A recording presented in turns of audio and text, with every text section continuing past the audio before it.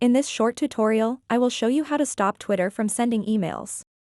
Many people find it frustrating and overwhelming to receive numerous emails from Twitter, whether they're notifications, updates, or promotions. Fortunately, there is a simple way to put an end to this email flood. To get started, open up the X or Twitter app. And then tap on the profile picture icon at the top left corner of the screen. Tap Settings and Support.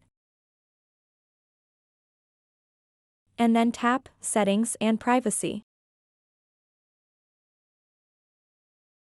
Once you are on the Settings page, tap on the Notifications option.